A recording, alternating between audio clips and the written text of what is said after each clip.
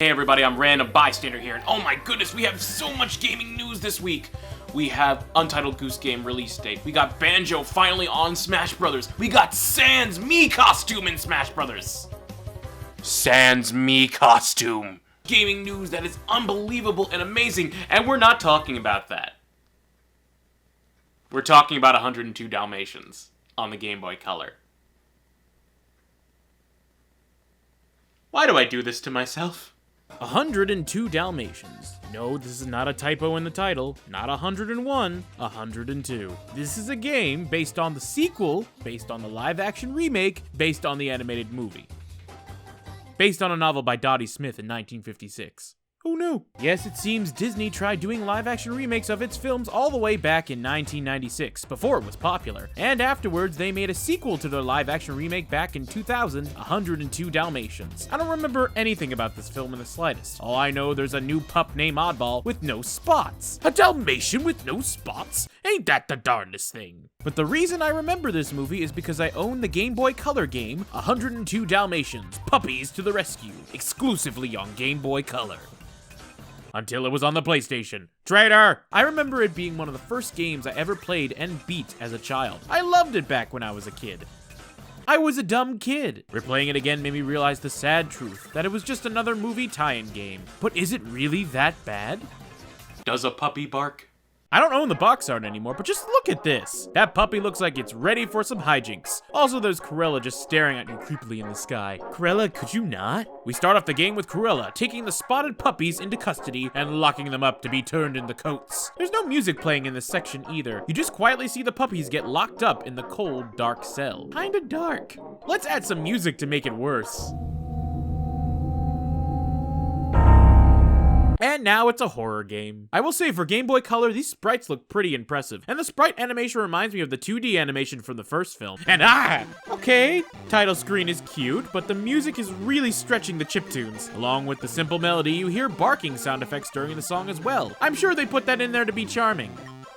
It's annoying. We start the game, and those bars are not puppy-proof in the slightest. We have a choice between Oddball and Domino. I chose the outcast with no spots. I like a good underdog story. Come on, I had to. The level then shows us more detailed sprite work for the Game Boy. But then the game turns into this.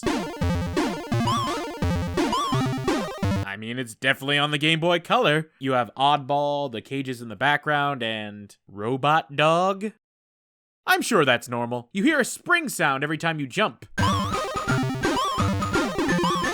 I'm sure that's normal too. Won't get annoying in the slightest. Oddball has to let the puppies all out of their cages in order to get through the next level. But it's not that simple, as you have to find the golden key before you can unlock any cages. And that can be hid anywhere amongst the level. Here's the key. Once we have the special key, it can apparently unlock every single cage in the level. We must release every dog in order to advance. Can't miss a single one. But it's not as easy as it sounds, as we have to deal with many enemies, such as... You know, it's been a while since I've seen 102 Dalmatians, or 101 mind you, but I'm pretty sure there wasn't a blimp that shot paintball bullets at puppies. Did I miss that scene? What is this game? Just where did Cruella lock us up anyway?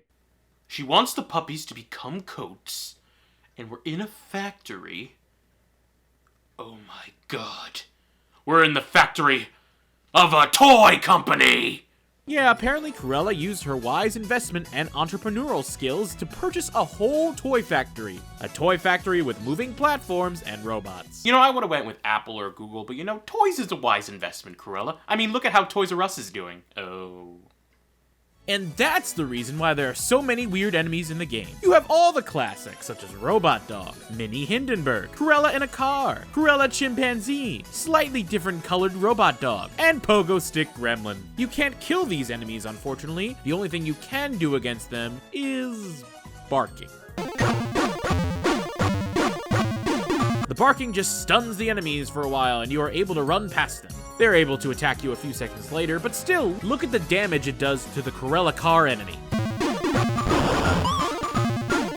How powerful is this bark anyway? Hi, mailman!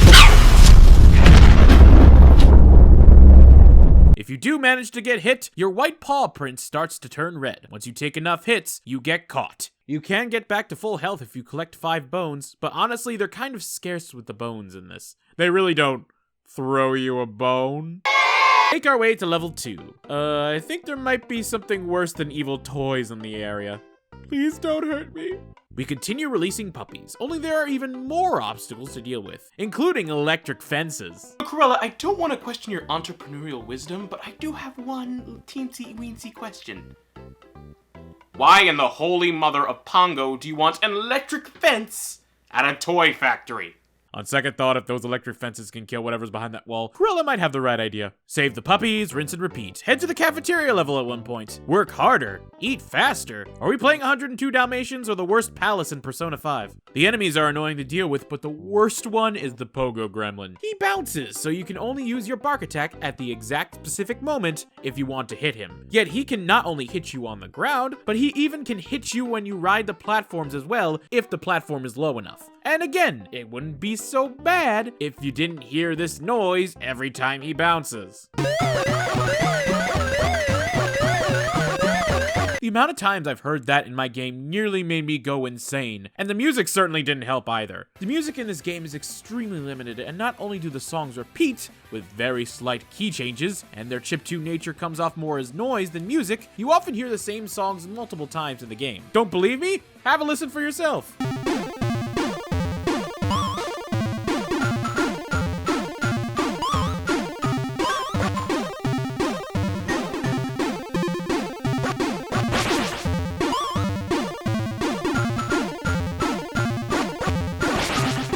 There's somewhat of a melody there, but it just repeats way too much for me and also sounds like nails on a chalkboard. We encounter our first boss in the game. I think they're supposed to be Jasper and Horace from the original, but I don't know, they're just called brothers here. You bark at them to defeat them both, but you gotta watch out, because right after they attack you, they will run after you. And I mean it, they go supersonic fast, so the only way you can avoid them is by jumping. Otherwise, you get hit.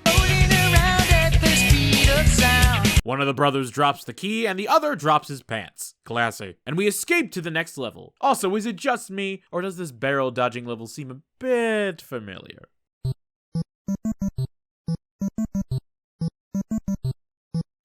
The levels just seem like a big blur to me. One quest to just find the key and release the puppies. They aren't really that challenging, as the hardest part is just figuring out where to go. Every area in each level looks exactly the same, and I honestly had a hard time telling where I have and haven't been yet. If a simple map feature, even a barely detailed one, were in the game, that would have helped a lot. But instead, you'll waste a lot of time accidentally going to the same spots you've been in and encountering and getting hit by the same enemies. Things get even more difficult when platforming becomes more of a problem. You need to land exactly on the platform at the exact right pixel. Otherwise, you fall and have to start over again. Granted, you don't take falling damage, which is weird. I thought cats were the only ones that landed on their feet. But these moving platforms are so slow. And don't get me started if you die. You get 5 hits, and with enemies that don't die, they can add up real quick. Die and you lose a life, and have to start the whole level from the beginning. And yes, that means finding the key all over again, then unlocking each and every puppy. And if you die and run out of lives...